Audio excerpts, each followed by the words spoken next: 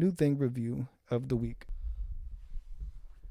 I guess we're already reviewing it. Can we find it? The classic. You can never find it. Doesn't matter how big or obnoxious or small it is. But there we go. The Roku remote. On a scale of 1 to 10 for finding it, where would you rate it on findability just right now? 2 out of 10. 2 out of 10. 2 out of 10. Too small. Too small. Sleek.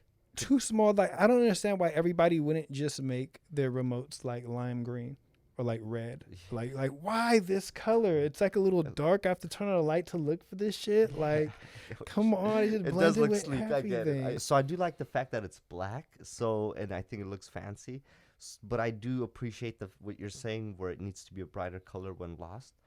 Have it changed. If the remote is lost, I should be able to yell out, "Change color," and it changes colors for me to be able to find it. Like an alert, like help me find it, and it just turns red. It turns like red and it white. starts It's like flashing. blinking, Why the fuck not? right? Yeah, it exactly. starts flashing too. Roku hit us up because Boom. we got a banger. Now you have one of these. Yep. Do you? Okay. Walk through some of these buttons that we have here. See, what I do like about the Roku remote is it's very minimal. There's only so much here, right?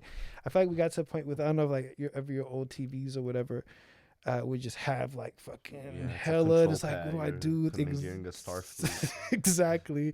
The stuff out here to change like the audio. Like, I don't want to bring the treble up. Like, I just want to like change the channel. Like, what do you mean? I like this because it has the most important buttons. Oh yeah, on the side. I love that feature of it a lot. Mute. Yep. Mute, up, down, volume. That's the most used on this for sure, right? What I don't like really about the Apple TV remote that I have is, although that touchpad seemed like it'd be pretty cool, like at first, it sucks because like you touch it and it's like imperfect, so you can like slide over too much or whatever. Right. With this, it's like click, click, click. I know what I'm getting out of it. Good old D-pad. Exactly. You got your home and return buttons right there on that.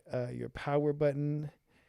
Power button probably the next most used, right? I do feel like power buttons always feel like they end up getting more depressed into the remote, right? We need to do something about power buttons with that. That and like volume buttons. And then mine, we were talking about this earlier, I have the Netflix, Hulu, Vudu, and Roku channel buttons on. Yours is different. What do you have on yours? Right. I also have Netflix and Hulu like yours does, but instead of Roku and Vudu, I have Apple TV Plus and Disney Plus.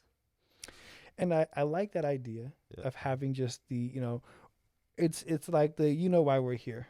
But you know what I'm saying? It's like, if I gotta mess around and try to go to Netflix, or can I just go to Netflix or go to Roku? You can even press it and it turns it on straight to Netflix. So if your TV's off and you press, again, like Netflix, it just goes straight to it and turns it on and everything. So now I wish I had like the Apple TV and Disney Plus button so I can get there. Less depression on that power. Right. Damn, you're right. Hey. What's interesting is your TV is it's a Hisense, correct? Correct. So mine's a Westinghouse, but the remote design's the same. So it's funny how much influence Roku has, where it's these two different companies, such as Westinghouse and Hisense, but the remote is one and the same. They're producing the same remote for them. Because this is the Roku product, basically, right? Like, that's the TV, and it's like a thing, but like this is this controls the Roku. Remote. Like, this is what they're patenting. Which is interesting because it's not even generic, in the sense that they even still slap on the brand's name. Right. It still says Hisense. True. That's a good point. The TV is really something that, I get what you're saying. It does take AAA batteries, which is a bitch because I never seem to have triple. I always have AA. I never have fucking AAA. Yeah. It's small enough to where it makes sense for AAA, but put it this way, if this dies tomorrow, I'm fucked for like a day at least. Like, I don't have any around the house. I don't know if I have anything I can take it out of. I can't even like rotate batteries over to anything else. Trash. Lightweight though, I do like this groove that's right here. Yours has this groove as well. Like, it feels good in your hand. Like, give it a hold.